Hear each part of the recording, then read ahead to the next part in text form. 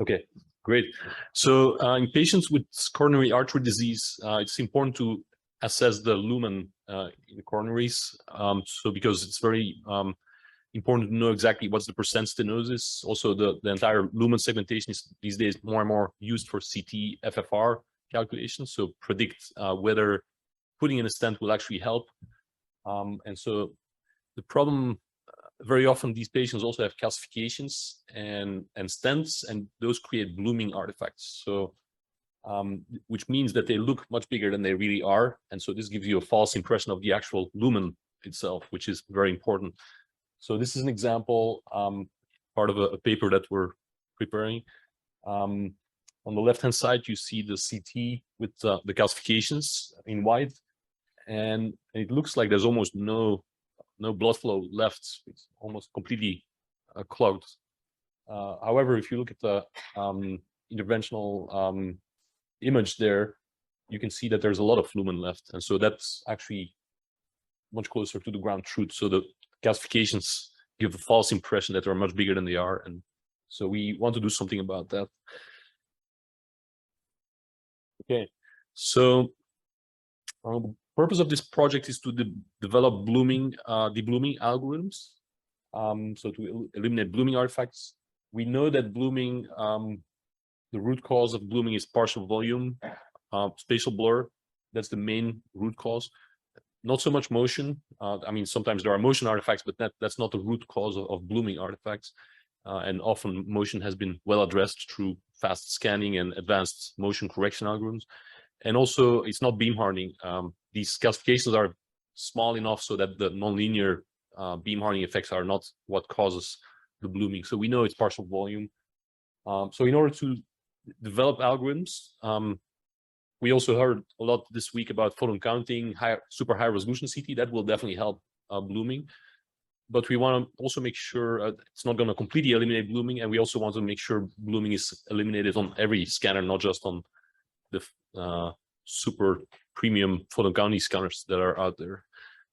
So we need training data to develop deep learning, deblooming algorithms. We need also realistic data to evaluate the whether deblooming is happening effectively, whether it's different protocols, different reconstruction.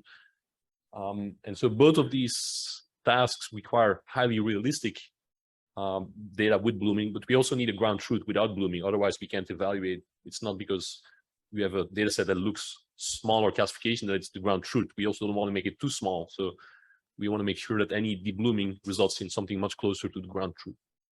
And so what we're doing here is we developed a virtual clinical imaging or virtual imaging framework or simulation study, basically, based on real patient images with virtually defined calcifications, and then run these through realistic simulations to show blooming artifacts.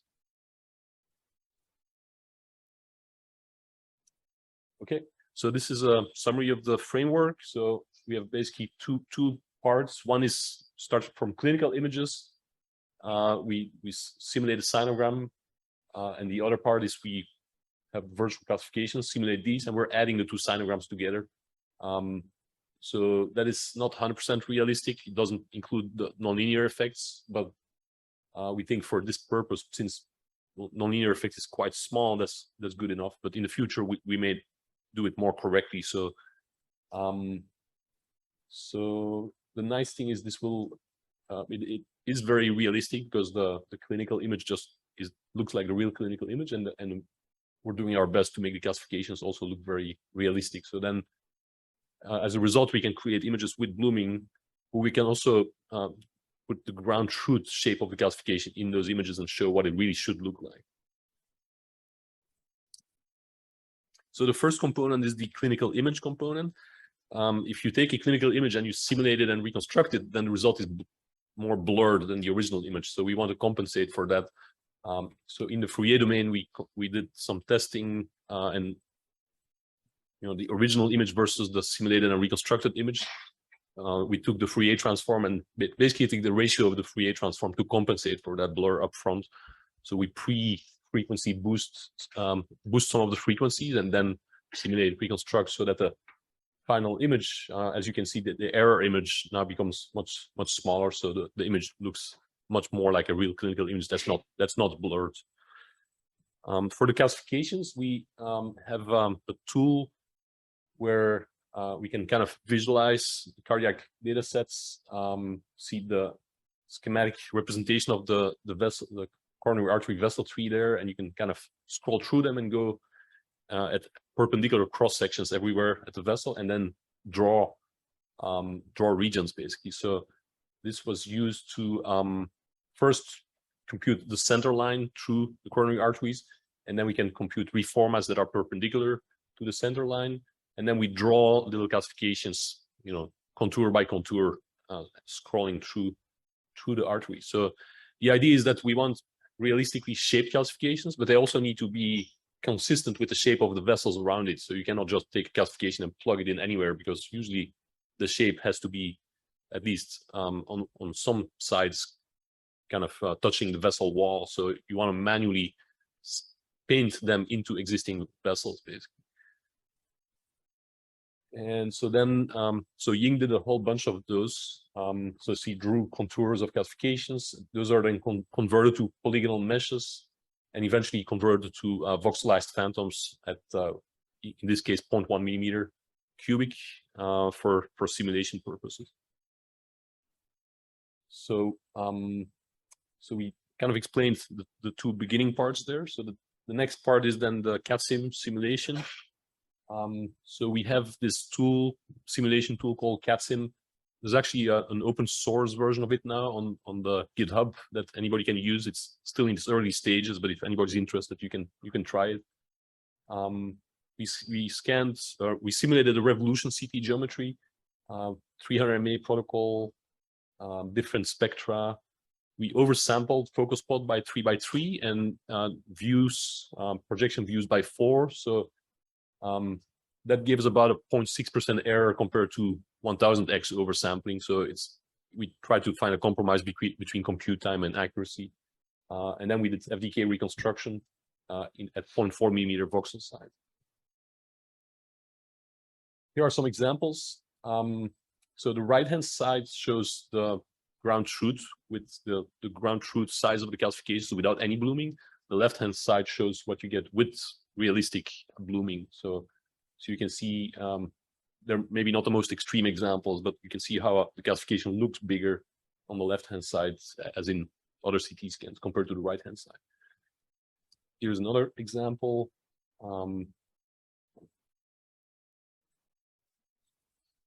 So we did then some experiments to how can we use this this framework to do some example studies. So we looked at the impact of spectrum. So we looked at a 70 keV monochromatic spectrum, an 80 kVp spectrum, and a 140 kVp spectrum, and what's the impact on blooming artifacts. We also varied the focal spot size, 1.2 millimeter by 1.2 and 0.6 by 0.6, and then we looked at different reconstruction kernels. In this example study, we found the volume of the calcification by thresholding, and in total we had 14 patients with 130 virtual calcifications in various locations. So the first result is the impact of spectrum, and this is not completely new, but it's kind of confirming that higher kVp gives you less calcium blooming. Basically, the contrast of the calcium becomes smaller when you go to higher energies, and so because the whole calcium becomes lower intensity, you see less blooming artifact. The other effect is the resolution effect. So if you change the reconstruction kernel and the focal spot size, especially the reconstruction kernel will reduce calcium blooming. So one thing to keep in mind is that it's not always desired to change the KVP or change the reconstruction kernel or the focus spot size. So these are solutions that are not optimal. You prefer to use the optimal KVP and high MA and not too much noise and still avoid blooming.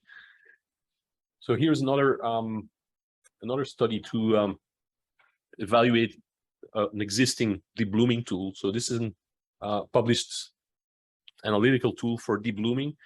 On the left-hand side, you see without deblooming. On the right-hand side, you see with deblooming. So you see the calcification has been shrunk. And so this was evaluated by clinicians and they liked it. And so what we did now is we try to use that tool in our virtual framework to see, does it indeed give you something that's really close to the ground truth? And so here is a quick evaluation of the ground truth on the left, the bloomed version in the middle, and then the result of the analytical deblooming on the right-hand side. So I think you can visually see that it's approximating the ground truth pretty well here. So one of the next steps that we have not done yet is to develop metrics, accurate metrics, so we can more quantitatively compare what we want to see. So in summary, we developed this virtual framework for studying blooming and deblooming. We found that higher KVP helps, sharper reconstruction kernel helps, and smaller focus plot size helps a bit. However, we don't like to change protocols often, or clinicians would not always like to change protocols just for the purpose of deblooming or less blooming. In practice, the clinicians may play with the window level because as you change the window level, calcium starts to look bigger or smaller. And so if you're a really experienced clinician, may still get a pretty good accurate of the size of the calcium by going to the right window level. But that's requires a lot of expertise. So we'd like to not make that a requirement. So solution without protocol changes or window level manipulations is desired. And so analytical approach works well so far. We're planning to develop more realistic calcifications, vary the composition more, develop more rigorous metrics.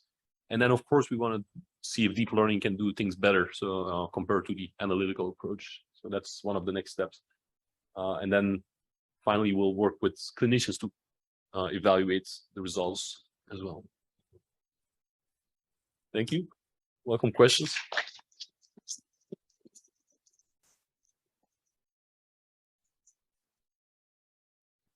Okay, please ask questions. This is the last one. So let me start. You said that partial volume effect is a major cause of the blooming artifact, not the beam hardening effect and so on. Which is quite interesting statement. And the effectiveness that showed that sharp kernel and the deblooming artifact worked supported that.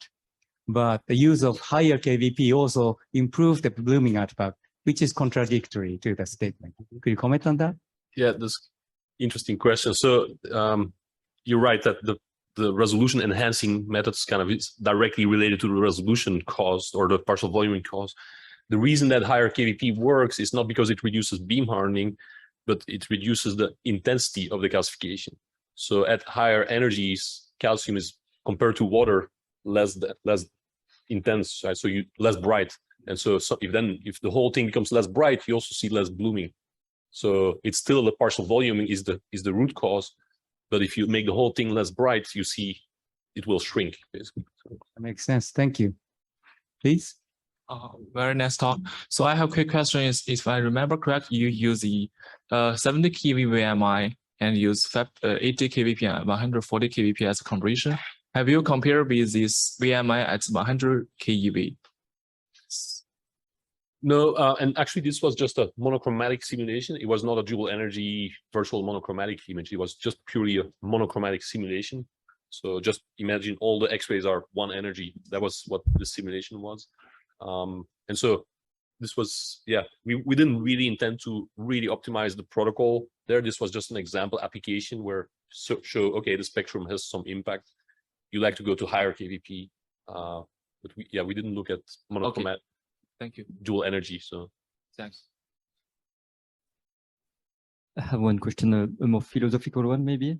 In your opinion, what's the difference between a validation study, which is what I would call my developments, and a virtual imaging trial?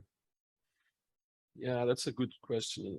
So I think, or maybe a simulation study versus a virtual imaging trial. So I think once you look at kind of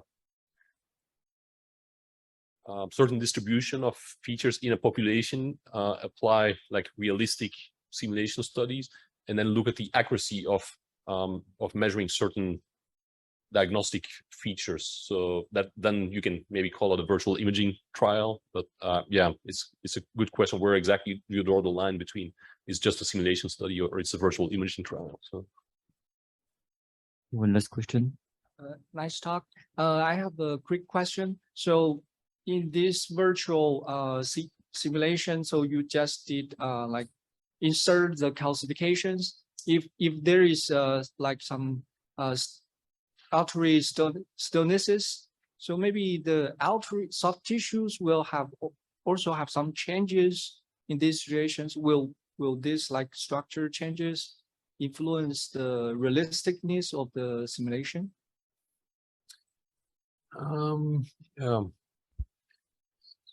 So it's probably true that yes, some of the soft tissues around it will change as well, but you will still, I think, always have like a calcium with some soft tissues next to it. And the main thing we're trying to say is, can you see the boundary of the calcium? So whatever the soft tissue next to it is, it's going to be a much lower intensity. So it's not. So there will be a big jump from calcium to what's right next to it, except for when there's iodine, then it could be high as well. So yeah, I think we're automatically already including a lot of variability due to anatomical variability. On one side there may be iodine, and other places more regular tissues. So it's true that there might be a change, but for this purpose, I think it doesn't matter. Thank you. Any other questions? Okay, let's thank the speaker again and let's close the session.